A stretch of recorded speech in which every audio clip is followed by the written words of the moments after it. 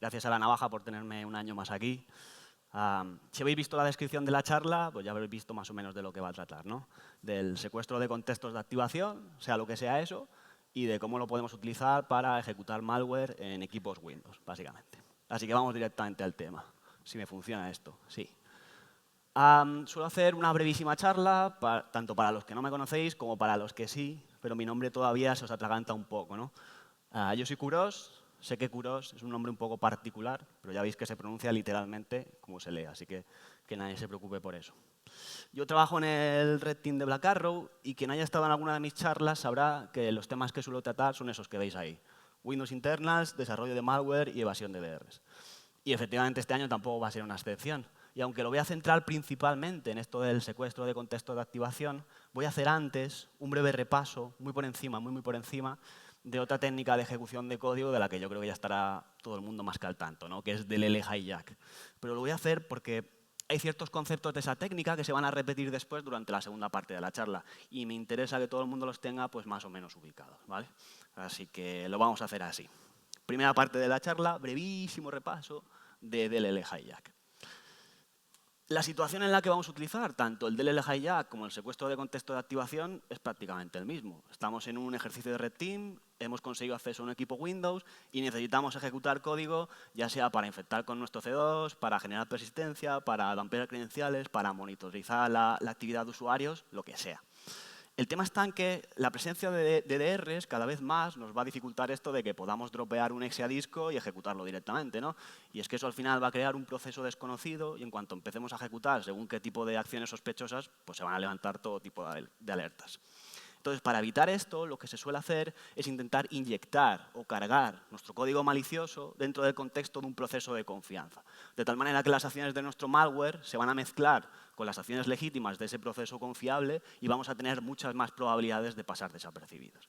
Yo en esta charla vais a ver que me voy a limitar únicamente a procesos de Microsoft para referirme a procesos confiables, pero evidentemente hay otras alternativas.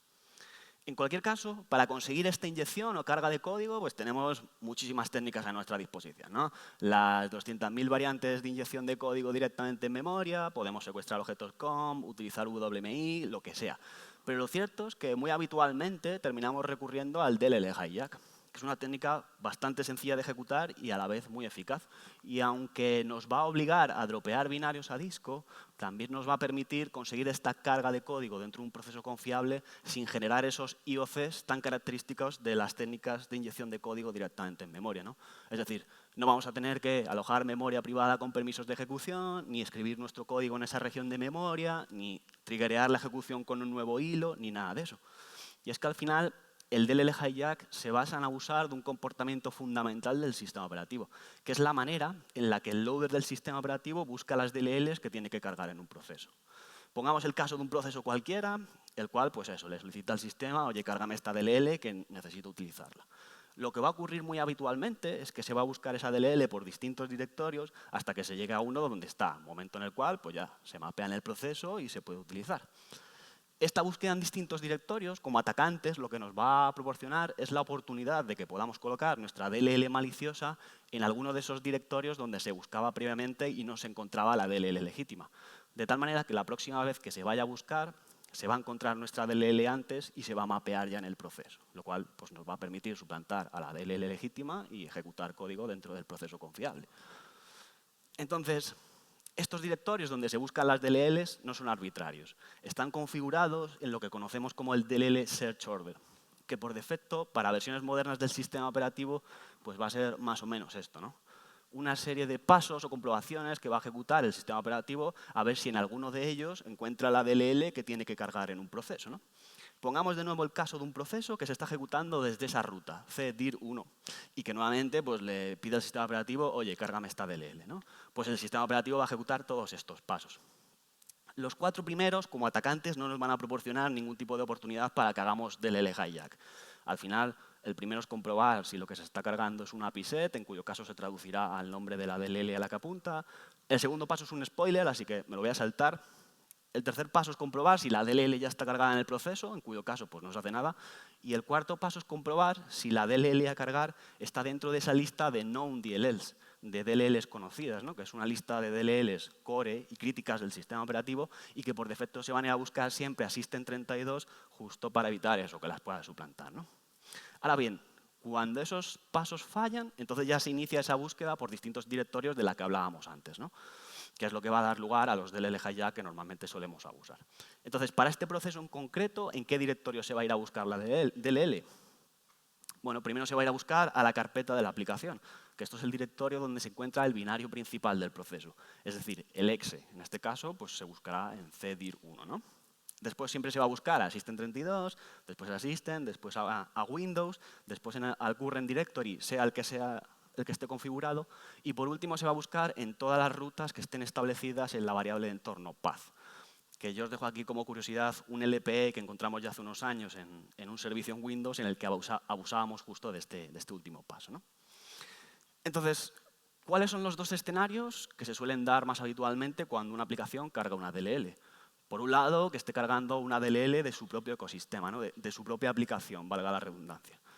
Y en ese caso, normalmente en el paso 5, es decir, en el directorio de la aplicación, es donde va a encontrar la DLL, ¿no? Donde va a estar si no. Así que ahí no podemos hacer nada. Pero el otro escenario que se suele dar muy habitualmente es que la DLL que esté cargando es una DLL del sistema operativo. Y en ese caso, si los 4 primeros pasos han fallado, lo que va a ocurrir muy habitualmente es que, evidentemente, en la carpeta de la aplicación no se va a encontrar, pero si la DLL existe en el sistema, se suele encontrar en System32 y ya no se va a comprobar en el resto de directorios. Por lo tanto, como atacante, solo nos va a quedar un directorio en el que podamos colocar nuestra DLL para suplantar a la legítima, ¿no? Que es en el propio directorio de la aplicación. Y esto es lo que da lugar a los DLL hijack de tipo sideloading, que son los más abusados y los más habituales, yo creo, ¿no? Justo por esto mismo, por cómo funciona el propio algoritmo de búsqueda.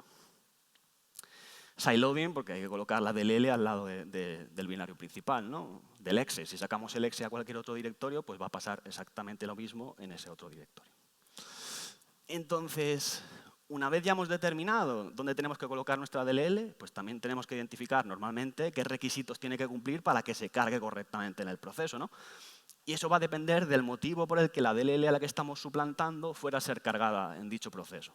Si esa DLL se iba a cargar como resultado de una llamada directa a la función loadLibrary, entonces, con que nuestra DLL maliciosa tenga el mismo nombre que el de la DLL que estamos suplantando, pues ya está. Se va a cargar en el proceso, se va a ejecutar su punto de entrada y ya vamos a tener ejecución de código. El otro caso que se suele dar es que la DLL a la que estamos suplantando iba a ser cargada como resultado de una resolución de dependencias de otro módulo. Es decir, el proceso realmente estaba cargando una DLL lib cualquiera, la cual en su IAT, en su tabla de imports, le indica al sistema operativo que necesita conocer la dirección de memoria de varias de esas funciones que exporta la DLL legítima a la que estamos suplantando. Por lo que para que nuestra DLL maliciosa se cargue correctamente, no solo ha de tener el mismo nombre, sino que también ha de exportar como mínimo esas funciones que se le van a ir a solicitar. Si no, pues no se va a cargar la DLL, ¿vale? Entonces, mi recomendación y lo que yo suelo hacer en estos casos es, siempre que podáis, pues hacer que vuestra DLL maliciosa exporte todas las funciones que exporta la DLL a la que estáis suplantando y entonces, sean las que sean las funciones que se os vayan a solicitar, las vais a tener y no va a haber ningún problema en la carga, ¿vale? Por último, ya hemos conseguido cargar nuestra DLL en el proceso, pero puede surgir un último problema, sobre todo cuando necesitamos que esta ejecución permanezca a lo largo del tiempo, ¿no? Que esto es muy habitual si estamos, por ejemplo, infectando con nuestro C2, que necesitamos que ese agente permanezca vivo durante las semanas o meses que dure el ejercicio, ¿no? Y se choca un poco con lo que estamos haciendo, y es que al final estamos suplantando a una DLL legítima, y es muy probable que el proceso en algún momento nos solicite pues, que ejecutemos una de esas funciones que exportamos. Pero nuestra DLL no sabe qué hacía esa función, no tiene implementada la lógica, ni sabe ni siquiera qué es lo que le tiene que devolver al proceso, por lo que muy probablemente devolveremos un valor completamente arbitrario que para nada va a ser lo que espera la aplicación. Y esto, en la gran mayoría de casos, a lo que lleva es a un error en tiempo de ejecución, a que se muera el proceso y a que se pierda la infección. Como queremos evitar esto, pues lo que tenemos que hacer es combinar el DLL hijack o el sideloading con esta otra técnica, con DLL proxying, que básicamente en lo que consiste es en eso mismo, en hacer que nuestra DLL se convierta en un proxy. De tal manera que las funciones que exportamos ya no van a apuntar a código dentro de nuestra propia DLL, sino que van a apuntar a las funciones correspondientes dentro de la DLL legítima, la cual también se va a cargar en el proceso. Ambas DLLs van a coexistir. De esa manera, cuando el proceso nos solicite que ejecutemos una función, ya no va a ser nuestra DLL la que gestione esa ejecución. Lo que va a hacer es reenviarle esa petición a la DLL legítima, que sí que tiene implementado el código, por lo que hará lo que tenga que hacer y nos devolverá un resultado válido, el cual, una vez más, le reenviaremos de vuelta a la aplicación. Y de esa manera, el proceso en todo momento va a estar recibiendo las respuestas que esperaba, no se va a producir ningún error en tiempo de ejecución y no se va a morir el proceso. Y a la vez, en alguna de estas peticiones que estamos interceptando y reenviando, pues aprovechamos para ejecutar en un hilo aparte nuestra carga maliciosa, ¿no? Nuestro payload, cuya ejecución pues, ya va a quedar desligada de este proceso de proxy, ¿no? Que ejecuta nuestra DLL constantemente.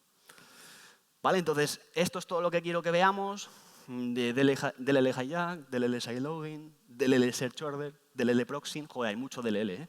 Pero me interesa que todos esos conceptos los tengamos más o menos ubicados porque vais a ver que después se van a repetir durante la segunda parte de la charla, ¿vale? Entonces,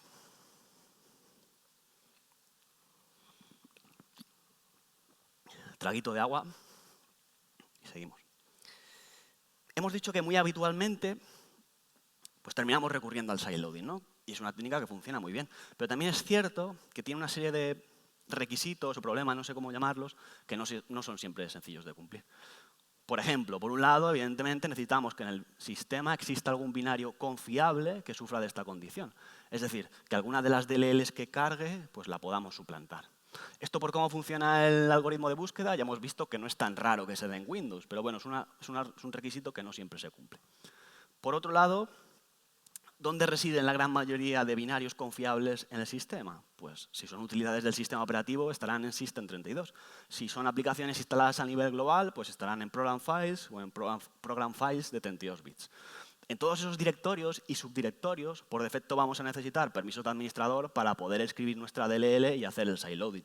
Y eso evidentemente no va a ser posible si el acceso que hemos conseguido es no privilegiado o si, por ejemplo, estamos lanzando una campaña de ingeniería social y no sabemos el contexto de seguridad en el que se va a ejecutar nuestro malware. Por otro lado, hemos dicho que hacemos DLL proxying para mantener con vida el proceso, ¿no? Y si bien nuevamente es una técnica que funciona muy bien, también es cierto que tiene un IOC muy característico. Y es que vamos a tener en el mismo proceso dos DLLs con el mismo nombre. Una de ellas, la legítima, pues normalmente va a estar firmada por Microsoft.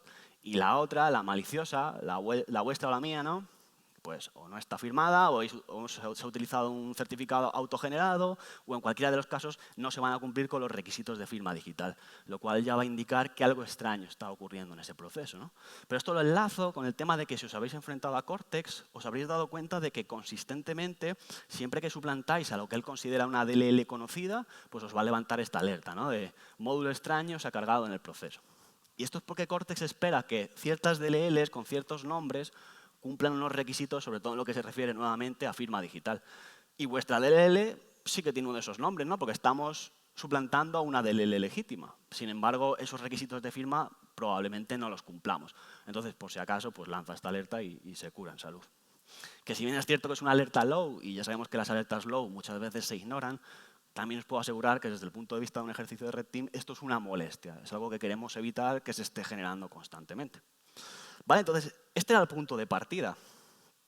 ¿Es posible crear una técnica que me permita solucionar todos estos problemas, que me proporcione una mayor flexibilidad que el hijack o el sideloading, pero que a la vez mantenga los beneficios o las partes positivas del hijack o el sideloading?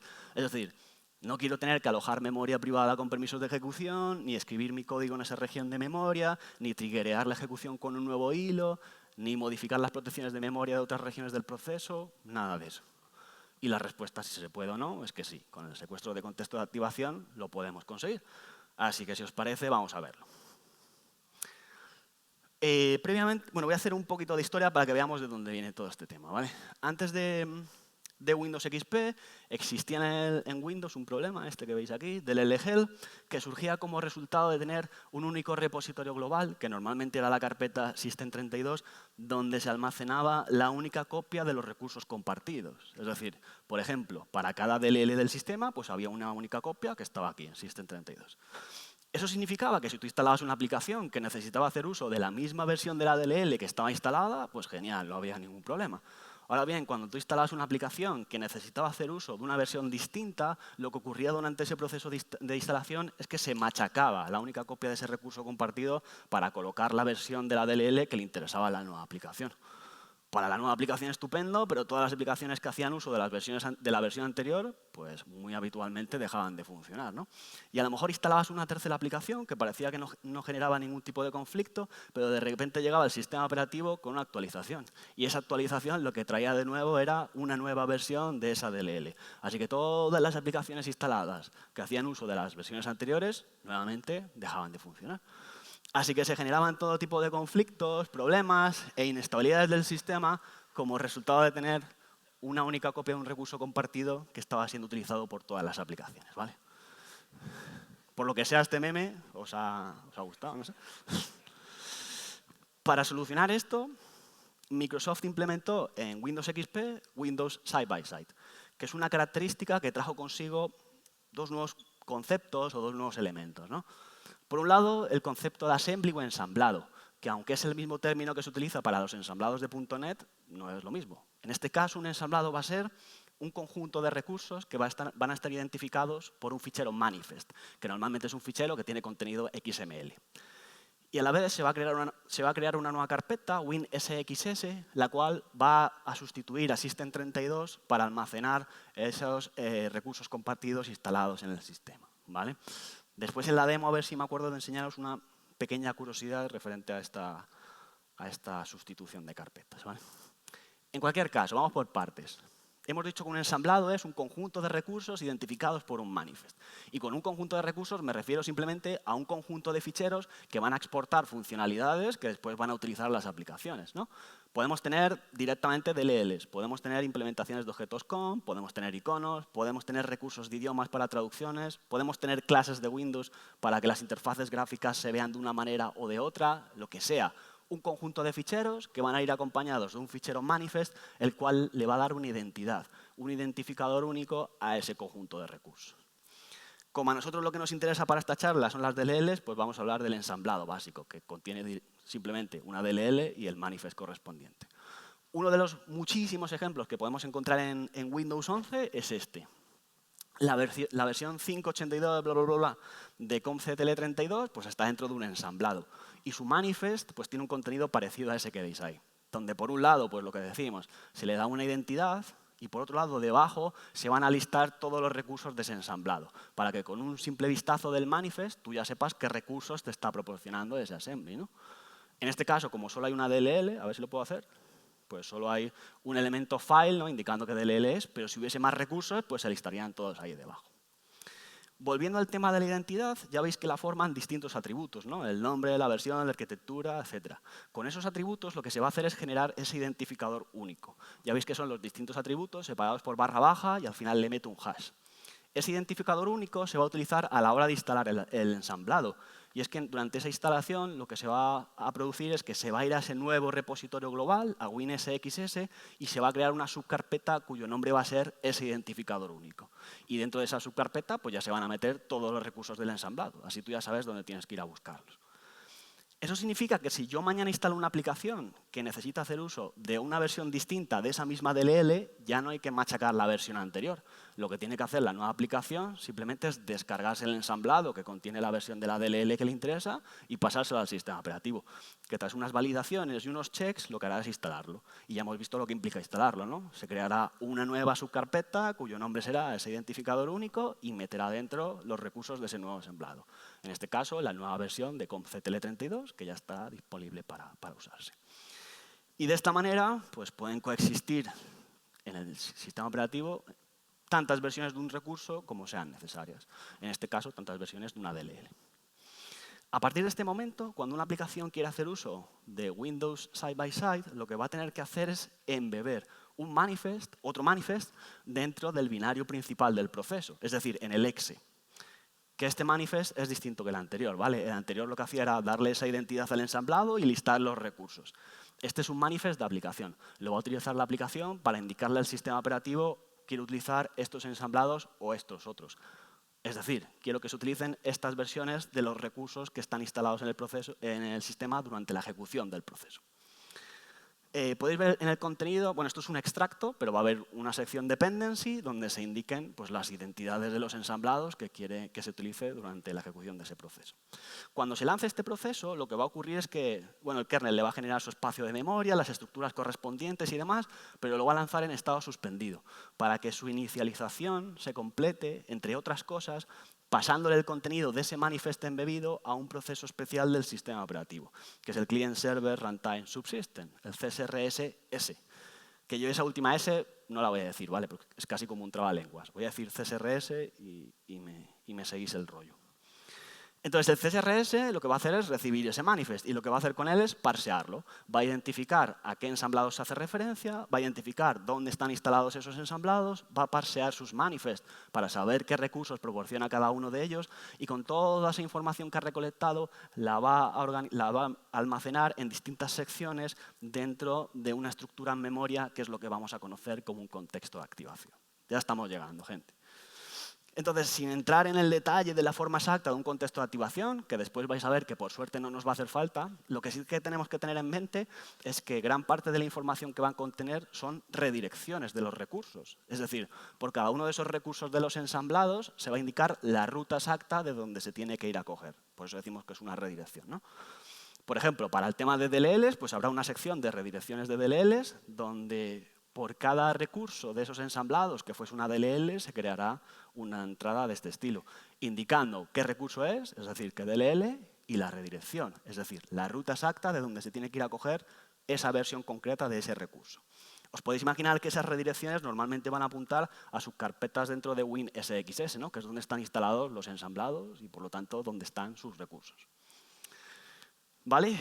Una vez se ha creado ese contexto de activación, el CSRS vuelve a ese proceso que se estaba lanzando y se lo va a mapear en una sección de solo lectura, lo cual significa que el contenido es inmutable, no lo podemos modificar de ninguna manera. Por último, pues se lanza la ejecución del proceso. Y esto lo que significa es que durante su ejecución, el proceso en todo momento va a tener a su disposición la información contenida en ese contexto de activación que se le ha mapeado. Por lo que cuando se le solicita al sistema, oye, cárgame una DLL, ¿qué es lo que va a hacer el loader del sistema operativo? Pues lo que hemos dicho antes, va a comprobar el DLL Search Order. Y ese segundo paso, que antes os he dicho que era un spoiler, pues a lo mejor ahora os cuadra un poco más, porque veis que pone Side by Side Manifest Redirection. Es decir, comprueba la información de redirecciones de DLLs de tu contexto de activación. Así que el sistema operativo irá al contexto de activación de este proceso, a la tabla de redirecciones de DLLs y dirá, ¿hay alguna entrada para esta DLL que tengo que cargar? Y dado que en este caso sí que va a encontrar una entrada, pues ya va a saber la ruta exacta de donde tiene que ir a coger ese recurso. Y ya no ejecutará el resto de pasos del DLL Search Order. Y de esta manera, pues una aplicación a través del manifest embebido en el binario principal y del contexto de activación que se genera a partir de él, pues le puede indicar al sistema operativo utiliza estas versiones o estas otras de los recursos instalados. ¿Vale? Más o menos. Entonces, ya veis que la comprobación del contexto de activación está muy arriba en el DLL Search Order, ¿no? Está antes que comprobar incluso si la DLL ya está cargada en el proceso o si la DLL está dentro de esa lista de known DLLs que hemos dicho que eran DLLs que se cogían siempre de System32. A mí lo que me indica eso es que si yo de alguna manera soy capaz de suministrarle un proceso confiable, un contexto de activación malicioso, probablemente consiga redirigir la carga de cualquier DLL hacia cualquier directorio arbitrario que esté bajo mi control. Y ahí yo ya voy a poder colocar, en teoría, una DLL proxy que me permita suplantar a ese recurso y ejecutar código dentro del proceso confiable. ¿Vale? Esa es la teoría, por lo menos. No sé qué pensáis.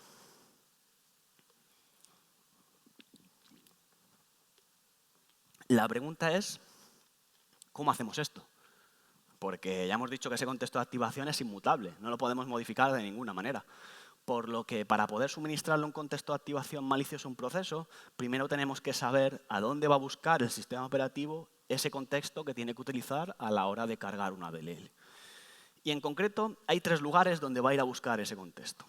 En primer lugar, lo va a ir a buscar al TEB, el Thread Environment Block, del hilo que ha solicitado la carga de la DLL. En el TEB vamos a tener ese campo Activation Stack, que es una estructura que entre sus atributos va a tener un puntero a lo que vamos a decir que es una pila de contextos de activación. Esto es una simplificación, ¿vale? Sí que hay una pila, pero es una pila de estructuras que apuntan a otras estructuras y que al final apuntan a los contextos de activación. Pero como eso es un jaleo, pues yo lo voy a simplificar y os voy a decir esto. Esto es un poco extraño porque parece indicar algo así como que, aparte de ese contexto de activación que nos mapea el CSRS tras lanzar el proceso y al parsear el manifiesto embebido, parece como que cada hilo del proceso pueda tener su propio conjunto de contextos de activación.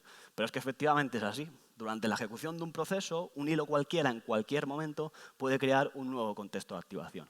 Para lo cual, lo único que tiene que hacer es llamar a esta función, createActivationContext, pasándole un manifest. Esa función por debajo lo que va a hacer es una llamada ALPC al CSRS. Así que el CSRS hará lo mismo que antes. Recibirá un buffer con ese manifest, creará un contexto de activación y lo mapeará de vuelta en la memoria del proceso que ha ejecutado la llamada. Y al hilo correspondiente pues, le pasa un manejador para que haga con ese contexto de activación lo que tenga que hacer. Al final, que se cree un nuevo contexto de activación no quiere decir que se vaya a utilizar a la hora de cargar una DLL. Para que se utilice, se tiene que activar. Y eso lo podemos conseguir pues, llamando a esta otra función, activateActivationContext, que básicamente lo que hace es coge ese nuevo contexto de activación, lo coloca en la cima de esa pila de contextos y actualiza el puntero del TEB para que apunte a dicho contexto que hemos puesto en la cima de la pila, que es el que se considera que está activo. Los que están debajo no se van a utilizar, ¿vale? Entonces, bueno, ya sabemos un poquito más de cómo funciona este primer lugar al que se va a ir a buscar el contexto de activación a la hora de cargar una DLL. Pero se va a ir a buscar en dos sitios más. En segundo lugar, se va a buscar también en el PEB. En este campo, Activation Context Data, que este es un puntero, este sí que es un puntero directamente a un contexto de activación. Este es el que yo llamo el contexto de activación principal del proceso y es del que hablábamos antes. Es el que nos mapea el CSRS al lanzar el proceso y tras parsear el manifest embebido, ¿vale? Eso significa que esa inicialización del proceso no solo implica que se mapee en la memoria el contexto de activación, sino que también se va a actualizar este puntero del PEB para que apunte a dicha región de memoria y así, cuando se lanza la ejecución final del proceso, pues ya tiene la información disponible desde el principio. Por último, pues hay un último campo también en el PEB donde se va a buscar el contexto, ¿no? Este campo, el System Default Activation Context Data, que como su nombre indica, pues es un puntero a un contexto de activación por defecto del sistema. Este va a estar en todos los procesos del sistema, independientemente de que hubiese o no un manifest embebido en el binario principal y demás. Este está siempre. Entonces, cuando se solicita la carga de una DLL y el sistema operativo tiene que ejecutar ese segundo paso del search order, es decir, comprobar el contexto de activación, realmente lo que hace es ir a estos tres contextos y comprobar si alguno de ellos tiene una redirección para la DLL que tiene que cargar. En concreto, pues irá en este mismo orden, ¿no? Irá primero al TEB y le dirá, ¿tienes un contexto de activación activo? Sí, vale. ¿Tienes una redirección para esta DLL? No, pues pasa al siguiente. Y exactamente lo mismo. ¿Contexto? Sí. ¿Redirección? No, pues pasa al siguiente. Y si ninguno de los tres punteros tiene una redirección válida para la DLL que se está cargando, pues entonces se considera que el segundo paso del search order ha fallado y se ejecutaría el paso 3, que era comprobar si la DLL ya estaba cargada en el proceso. ¿Vale? Entonces, esto ya nos indica un poco qué es lo que tenemos que hacer para poder suministrarle un contexto de activación malicioso a un proceso. Sobreescribir uno de estos punteros, básicamente. La pregunta es ¿cuál de ellos? Desde luego el del sistema no lo vamos a tocar, porque no queremos generar ningún tipo de inestabilidad en el proceso. Y entre los otros dos, ya os puedo adelantar que en el 99,999% de los casos os va a interesar sobreescribir el puntero del PEB. Por varios motivos. En primer lugar, porque es mucho más fácil, ¿no? Es un puntero directamente a un contexto de activación. Así que solo hay que modificar la dirección de memoria a la que apunta. Sin embargo, en el TEB, recordad que lo que teníamos era un puntero a una pila de estructuras que apuntaban a otras estructuras y que terminaban apuntando a los contextos de activación. Todo eso hay que tenerlo en cuenta y se vuelve más complicado, ¿no? Pero además, es que el contexto de activación al que apunta el PEB va a aplicar a la carga de DLLs que se ejecuten en todos los hilos del proceso. Sin embargo, el contexto al que apunta el TEB va a aplicar únicamente a la carga de DLLs de ese hilo en particular. Por lo que para poder hacer esto modificando el TEB, primero tendríamos que averiguar qué hilo va a cargar la DLL que queremos suplantar. Y eso no siempre es sencillo de conseguir, ¿vale? Entonces, yo en Eclipse, que es la herramienta que voy a utilizar después, tengo ambas implementaciones. Pero vais a ver en todas las demos que lo que yo hago es sobreescribir ese puntero del PEB, básicamente. Porque es mucho más fácil y es bastante eficaz. ¿Vale? Entonces, por último, ya sabemos cómo podemos suministrar un contexto de activación malicioso a un proceso. Y un contexto malicioso, más o menos, nos podemos imaginar cómo es, ¿no? Será un contexto donde en su tabla de redirecciones de DLLs yo le puedo indicar que una DLL cualquiera me la redirija hacia un directorio arbitrario que a mí me interese. La pregunta es cómo lo creamos, porque ya hemos visto que al CSRS lo que le pasábamos era un manifest donde lo que indicábamos era identidades de ensamblados. Y eso lo que va a crear son siempre redirecciones hacia subcarpetas dentro de WinSXS. Sin embargo, uno de nuestros requisitos para la técnica era no necesitar permisos de administrador para ejecutarla. Y eso no va a ser posible en este caso, dado que tanto WinSXS como todos sus subdirectorios están controlados exclusivamente por la cuenta Trusted Installer. Por lo que para poder escribir ahí algo, primero tendríamos que escalar privilegios por encima incluso de System. Por lo tanto, eso descarta por completo esa posibilidad. Y se abrían aquí dos alternativas, por lo menos para mí. Por un lado, hacer reversing de las DLLs del CSRS para determinar la forma, la estructura exacta de un contexto de activación y, por lo tanto, ya no depender del CSRS para crearlo. Ya lo puedes craftear tú en la memoria de tu proceso y meterle las redirecciones que a ti te interesen. Esto no es imposible en absoluto y, de hecho, parece una muy buena idea para futuras iteraciones de la técnica. Pero lo cierto es que es bastante más complejo de lo que, por lo menos, yo en aquel momento estaba dispuesto a aceptar. Así que después de unas cuantas semanas dándole un intento y viendo que efectivamente era más complejo de lo que yo quería, lo que hice fue darle una oportunidad a la segunda alternativa, que era simplemente buscar en Internet a ver si alguien ha encontrado una solución a mi problema. Y por suerte, pues encontré una solución bastante más sencilla. La encontré en este post donde hablaban de un LPE abusando de un cache poisoning en el propio CSRS, pero a mí lo que me interesó fue una sección donde hablaban de, creo que era una APT, ¿no?, que explotaba esta vulnerabilidad y lo hacía utilizando un atributo no documentado, loadFrom, el cual si se metía en esos manifests que le pasamos al CSRS, permitía, por lo visto, redirigir la carga de cualquier DLL hacia cualquier directorio arbitrario del disco. Perfecto, esto era justo lo que yo quería hacer. Así que lo que vamos a hacer es, para crear ese contexto de activación malicioso, en lugar de pasarle al CSRS un manifest de este estilo, que ya hemos dicho que nos crea redirecciones que no nos interesan, lo que vamos a hacer es pasarle un manifest bastante más sencillo, como este otro, donde por cada DLL que queramos suplantar o cuya carga queramos redirigir, tenemos que meter un elemento file como ese que veis ahí, indicando qué DLL es en el name y añadiendo ese atributo no documentado, loadFrom, con la ruta hacia donde queremos redirigir la carga. Eso lo que va a provocar es que cuando se pase este manifest, a ver, en ese nuevo contexto de activación que se genere, en la tabla de redirecciones de DLLs, se va a añadir una entrada por cada uno de esos elementos file, donde los datos son los que hemos introducido. El recurso a redirigir, lo que hemos puesto en el name, la ruta, lo que hemos puesto en el loadFrom. Y esto ya nos va a permitir redirigir la carga de cualquier DLL hacia cualquier directorio. Así que poniéndolo todo junto, ¿cómo se ve esto del secuestro de contexto de activación? Bueno, vamos a necesitar un lanzador, yo voy a usar Eclipse. Y Eclipse lo que va a hacer es, va a lanzar en estado suspendido un proceso confiable. Pensad que aunque esté en estado suspendido, ya se ha parseado su manifest, ya se le ha mapeado el contexto de activación principal y ya se ha actualizado el PEB para que apunte a dicho contexto. El proceso está listo para iniciar su ejecución. Lo que vamos a hacer es, mientras está en estado suspendido, vamos a pasarle al CSRS un manifest con tantos elementos file de esos que hemos visto antes como DLLs queramos suplantar. Y eso va a hacer que el CSRS nos mapee de vuelta en nuestro proceso el contenido de ese contexto de activación malicioso. Lo único que tenemos que hacer es mapearle también dicho contexto al proceso confiable. Recordad que otro de nuestros requisitos para la técnica era no alojar memoria privada con permisos de ejecución. Y aquí lo conseguimos, porque sí que alojamos memoria privada, pero es memoria con permisos de lectura y escritura. O si usáis secciones, podéis hacer que solo tenga permisos de lectura, lo cual pues es aún mejor. Por último, lo que hacemos es actualizar el puntero del PEB para que apunte al contexto de activación malicioso en lugar del legítimo. Y ya está. Cuando lancemos la ejecución del proceso y tenga que cargar alguna de esas DLLs que hemos indicado en los elementos file, en lugar de coger la DLL de donde la cogería normalmente, la va a ir a coger del directorio que hayamos indicado en el atributo loadFrom. Y en ese directorio ya vamos a poder colocar una DLL proxy que me permita suplantar a ese recurso y ejecutar código dentro del proceso sin que éste se muera. ¿Vale? Básicamente. Entonces, esta es la versión para ejecutar sin permiso de administrador. Si sois administradores y tenéis un proceso de integridad alta y podéis habilitar el cdebug, pues entonces también podéis secuestrar el contexto de activación de un proceso que esté ya en ejecución. Y eso virtualmente, si lo hacéis bien, os va a permitir cargar código dentro de prácticamente cualquier proceso del sistema, ¿vale? Siempre y cuando pues, no sean protegidos, PPL y este tipo de movidas, ¿vale? Entonces, si os parece, vemos unas demos a las que me dé tiempo, ¿vale?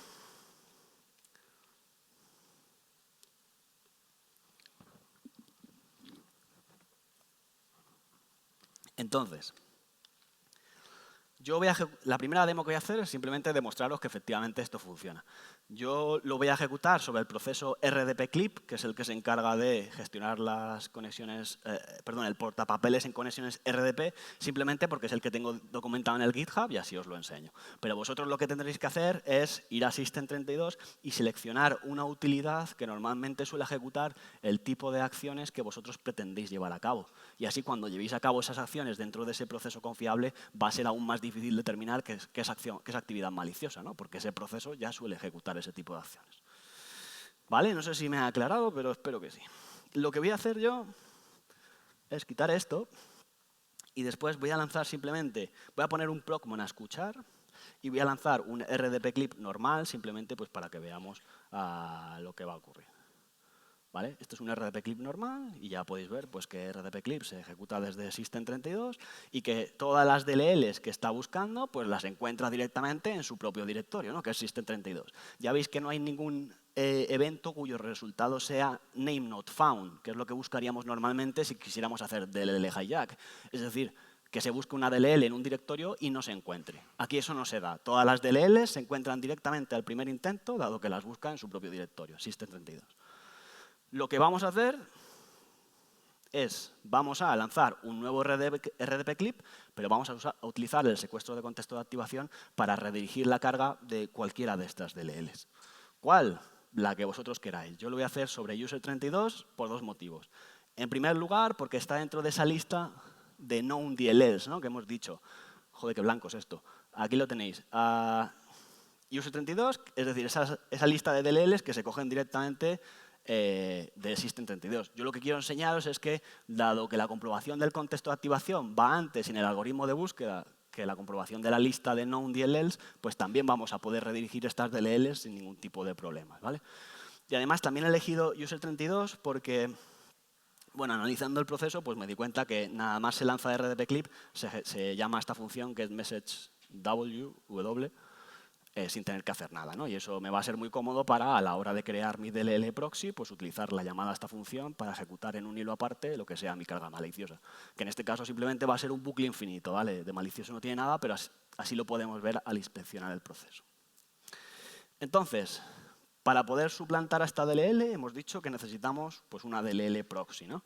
Para el que le interese cómo se ve una DLL proxy, pues en mi caso va a ser una DLL que va a exportar todas las funciones que exporta user32. Lo que vamos a hacer es lo que dijimos antes, ¿no? Esas funciones lo que vamos a hacer es reenviárselas a las funciones correspondientes que están dentro de la DLL legítima, que es la que está dentro del System32. Y esto lo vamos a hacer para todas las funciones, a excepción de esta, getMessageW, que es la que hemos dicho que vamos a utilizar para ejecutar en un hilo aparte pues lo que es nuestra carga maliciosa, que es un bucle infinito, básicamente.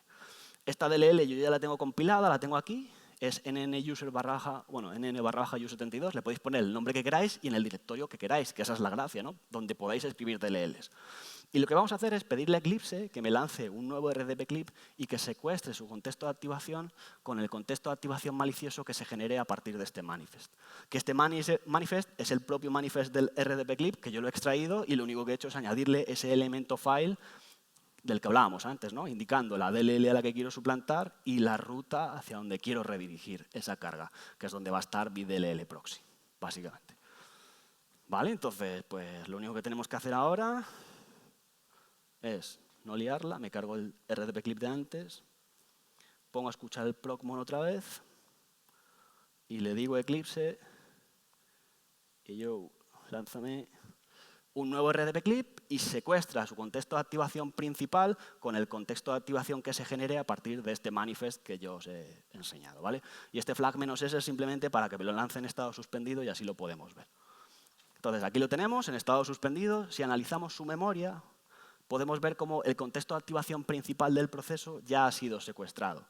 Sabemos que ha sido secuestrado porque si lo analizamos, podemos ver más o menos, se ve irregulero, pero bueno, el manifest a partir del cual se ha generado este contexto de activación es el manifest que yo os acabo de enseñar y además en su tabla de redirecciones de DLLs, a ver si os lo puedo poner, podemos ver que se indica que la DLL user32 se tiene que redirigir hacia la ruta donde está mi DLL proxy. Así que cuando yo lance la ejecución de este proceso, a ver, he puesto procmon a escuchar, sí. cuando yo lance la ejecución de este proceso y tenga que cargar user32, en lugar de ir a cogerla de donde la cogería normalmente, si no he liado ninguna, pues la habrá cogido, como podéis ver aquí, de la ruta donde yo lo he indicado. Así que si analizamos este proceso, podemos ver que efectivamente en un hilo aparte se está ejecutando nuestro payload, aquí es un bucle infinito simplemente, y si analizamos los módulos cargados, pues podemos ver que efectivamente se ha cargado nuestra DLL y que está haciendo proxy a user32. Así que sin permisos de administrador y sin alojar memoria privada con permisos de ejecución ni nada de eso, hemos conseguido cargar código dentro de un proceso confiable que no era susceptible a DLL hijack, y además, aunque estamos haciendo DLL proxying, no tenemos el IOC del que hablábamos antes, porque mi DLL no se llama igual que la DLL a la que estoy haciendo proxy. Lo cual lo enlazo con que si hubiese aquí un Cortex, tampoco saltaría esa alerta low, porque Cortex no sabe si la DLL NN/user32 tiene o no que estar firmada o qué requisitos tiene que cumplir. Así que esa alerta nunca se lanzaría. Y por lo tanto, pues en principio hemos cumplido con todos los objetivos que teníamos, ¿vale?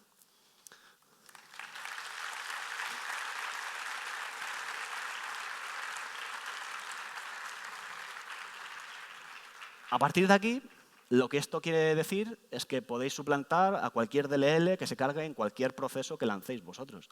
Y eso ya cada uno tiene que pensar de qué manera lo puede utilizar en un ejercicio real. Yo os voy a enseñar un ejemplo muy tonto, que probablemente no os sirva en un ejercicio real, ¿vale? Lo que voy a hacer es lanzar un nuevo PowerShell secuestrando su contexto de activación para deshabilitar el AMSI y el ETW. Que vosotros probablemente no estéis lanzando PowerShells ahí todo el rato, pero esto es simplemente una prueba de concepto, ¿vale? Entonces, primero vamos a ver el comportamiento normal de un PowerShell. Si le digo, cárgame en la memoria de este proceso este script, que tengo aquí alojado en una máquina virtual, pues el AMSI me va a decir que no, que es un virus y contenido malintencionado, ¿no? Además, si analizo este PowerShell, a ver, creo que es este, no, es este, y me voy a su pestaña de assemblies.net, como Process Hacker hace uso de TW para obtener la información, para obtener esta información, pues puedo ver todos los ensamblados de .NET que están cargados en ese proceso. Lo que voy a hacer es, pues lo que hemos hecho antes, pedirle a Eclipse, oye, lánzame un nuevo PowerShell, pero pisa su contexto de activación con el contexto de activación malicioso que se genere a partir de este manifest. Que este manifest, de nuevo, es el propio manifest del propio PowerShell. Lo único que he hecho yo es añadir dos elementos file para suplantar a las dos DLLs que proporcionan el AMSI y el ETW. Es decir, AMSI DLL y en este caso ADV API 32.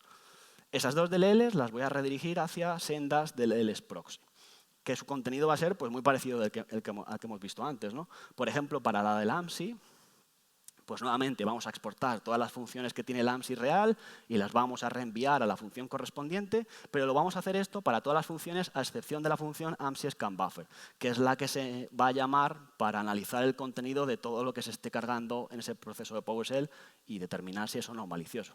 Esta función ya no la vamos a reenviar, no se la vamos a reenviar a la AMSI Scan Buffer real, esta la vamos a interceptar. Yo lo que voy a hacer es directamente hacer un print para que veamos que se está interceptando y devolver un 0. A PowerShell le voy a devolver un 0, que es lo que se devolvería si se hubiese analizado realmente el contenido y no se hubiese encontrado nada malicioso. Así que PowerShell va a estar recibiendo todo el rato 0000 y va a considerar que no se está cargando nada malicioso. Así que el AMSI en principio no va a aplicar. Y vamos a hacer exactamente lo mismo para el ETW. Crearemos una DLL proxy para ADV API, reenviando todas las funciones exportadas, a excepción de aquellas funciones que se encargan de escribir los eventos ETW que va a estar generando el CLR. De tal manera que esos eventos nunca se van a generar y en principio con Process Hacker no voy a poder obtener esa información, ¿vale? Si no pasa nada extraño. Así que, si os parece, pues lo hacemos. Y a rezar. ¿Vale? Ya veis que ahí aparece AMSI Scan Buffer todo el rato. Interceptado porque es lo que yo estoy printeando, ¿no? Todo el rato se va a estar mostrando. Pero esto lo que quiere decir es que si yo ahora vuelvo a cargar este script en la memoria del proceso, pues nunca se va a analizar ese contenido. Así que ya lo podemos ejecutar y todo va a funcionar pues, sin ningún tipo de problemas, siempre y cuando yo meta la contraseña real, ¿vale? Funciona perfecto. Y si analizamos este proceso con Process Hacker, pues nuevamente si nos vamos a la pestaña de assemblies.net, bueno, veis que se queda ahí un rato esperando porque está intentando abrir una sesión ETW y obtener la información de los eventos, pero dado que esos eventos nunca se han llegado a generar porque estoy interceptando esas llamadas, pues no puede obtener con este método por lo menos, la información referente a los ensamblados de .NET cargados en el proceso. ¿Vale? Entonces, hemos conseguido deshabilitar el AMSI y el LTW sin hacer parcheos en memoria, ni usar hardware breakpoints, ni nada de estas cosas que se suelen hacer. ¿Vale? Entonces, aquí ya cada uno tendría que pensar de qué manera puedo aplicar esto en un escenario real. Pero veis que podéis modificar el comportamiento de los procesos como a vosotros os interese. ¿Vale? Bueno, tenía otra demo, pero es bastante larga, no me va a dar tiempo. Os voy a enseñar dos curiosidades. Por un lado, puede que alguien diga, oye, a mí no me interesa esto de dropear binarios a disco, yo no quiero dropear mis DLLs. Pues no os preocupéis porque el atributo loadFrom permite que insertéis también rutas UNC. Así que lo que podéis hacer es alojar vuestras DLLs en un SMB remoto o en un WebDAV, mejor en un SMB, y a la hora de cargar la DLL, el sistema operativo la va a coger de ahí y la va a cargar en la memoria del proceso. Así que no va a haber una copia de esta DLL en el disco del equipo donde estéis ejecutando todas estas movidas. ¿Vale? Os lo voy a enseñar para que veáis que no me estoy flipando. Bueno, hace lo mismo porque es la misma DLL. Y si yo, a ver, creo que es este. Si yo voy a los módulos, pues podéis ver que proxy ADV API se sigue cogiendo de la ruta local porque no la ha cambiado y la de AMSI se está cogiendo del SMB remoto. Esto lo que significa es que si vuestro servidor SMB solicita autenticación, pues se va a hacer un coerce de la cuenta de usuario, ¿no? Si ejecutáis todo esto sobre un proceso que se esté ejecutando, como System, Network Service o cualquiera de estas movidas, pues se hará un coerce de la cuenta de máquina. Que eso seguramente sea mucho más interesante desde el punto de vista de entornos de directorio activo para hacer relay y aprovechar los permisos que tenga esa cuenta de máquina, ¿vale? Por último, ya para cerrar, esto es una curiosidad ya, ¿vale? A mí me gusta saber estas cosas, por lo menos. A lo mejor a vosotros os parece una tontería. Pero os he dicho antes que cuando se implementó Windows Side by Side, WinSXS pasó a sustituir a System32 para almacenar los recursos del sistema, ¿no? Y alguien me podría decir, eres un mentiroso porque en System32 tenemos pues, todas las DLLs core, tenemos miles de binarios y demás. Pero lo que tenéis que saber es que hemos sido engañados. Realmente lo que hay en System32 son simplemente enlaces duros. Aquí podéis ver pues, un binario cualquiera. Es un enlace duro a un recurso de un ensamblado que está instalado dentro de WinSXS. ¿Vale? Esto lo podemos hacer, pues mira, con, yo qué sé, con CMD, con kernel 32, con la que queráis, ¿vale? Yo no sé si todos los binarios, pero la gran mayoría de binarios son simplemente enlaces duros, lo cual significa que lo que hay en System32 realmente es humo. Donde están esos binarios físicamente, por así decirlo, es en los subdirectorios dentro de WinSXS. Lo que hace el sistema operativo cuando hay una nueva versión de alguno de estos binarios, pues lo que hace es primero instalar el ensamblado correspondiente y después hace un enlace duro en System32. Así que probablemente tendréis en cualquier sistema muchas copias del CMD, de NTDLL, de kernel 32, y a lo mejor eso puede ser de utilidad en algún escenario, ¿vale? Simplemente como curiosidad, ¿vale? A mí, no sé, me gustan este tipo de cosas. Y ya está. No he puesto conclusiones este año, que cada uno saque las suyas. Os dejo... Me he acordado de que no había dejado el enlace de Eclipse, así que os dejo ahí el enlace a mi GitHub, que es donde está Eclipse y otras tools que tengo, que les podéis echar un ojo si os apetece, ¿vale? Y ya está, gracias.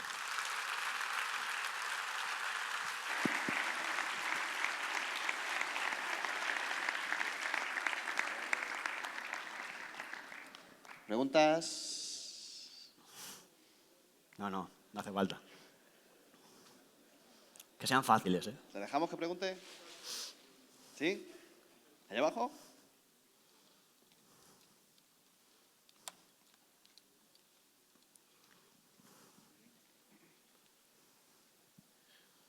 Tengo un amigo que ha sido hackeado con esas técnicas. El principal punto para mí es cómo debería enfocar la protección para intentar evitar ese sideloading. Dices enfocarlo para detectar esto en concreto.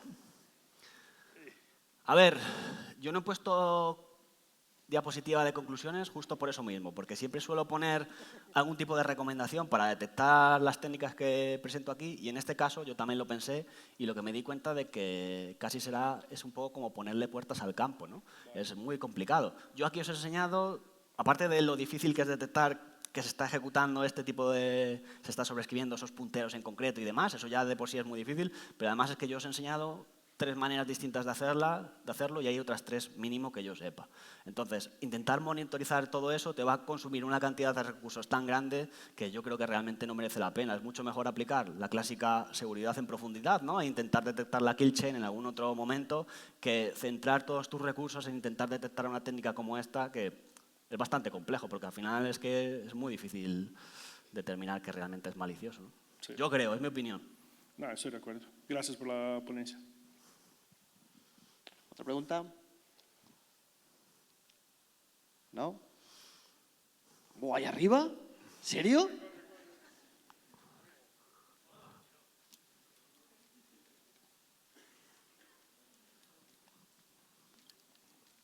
Sí que estaba antes aquí. A ver, es un poco pedrada esta pregunta. ¿Un poco pero- qué? Pedrada, pedrada. Ah, vale, joder.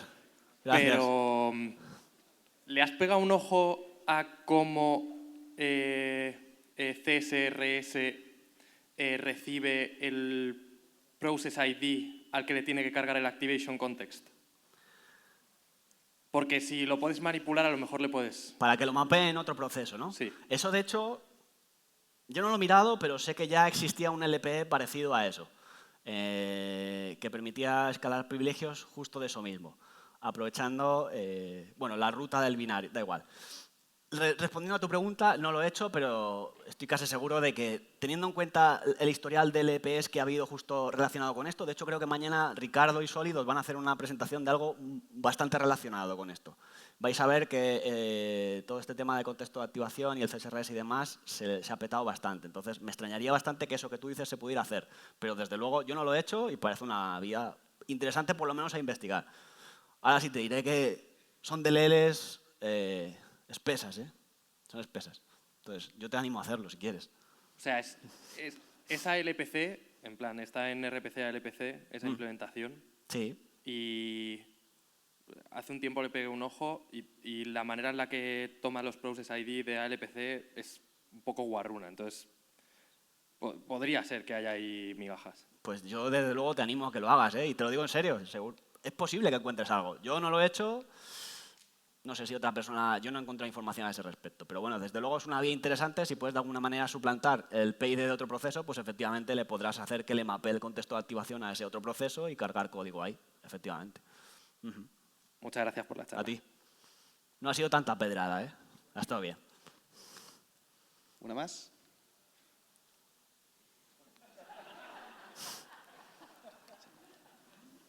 ¿Tú otra vez?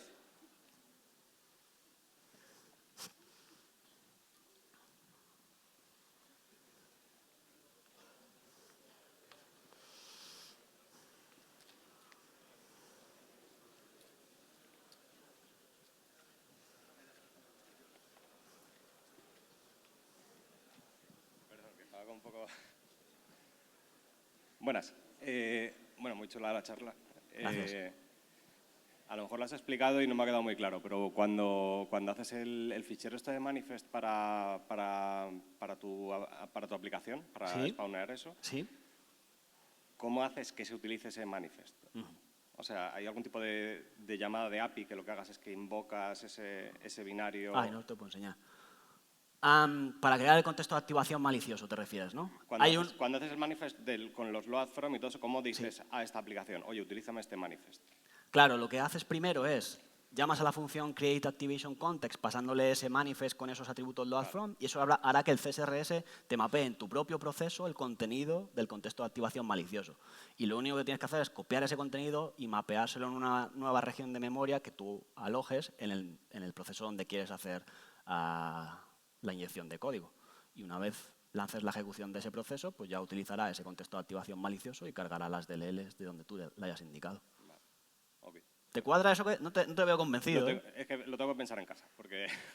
A ver, ¿puedo enseñar algo de la PPT? Un momento. Sí. Mira, y te lo enseño. Esto es lo que haces, ¿vale? Tú tienes el contexto... A ver. ¿vale? Este es el proceso, y mientras está suspendido, tú llamas a esa función createActivationContext, pasando el manifest con los loadFrom.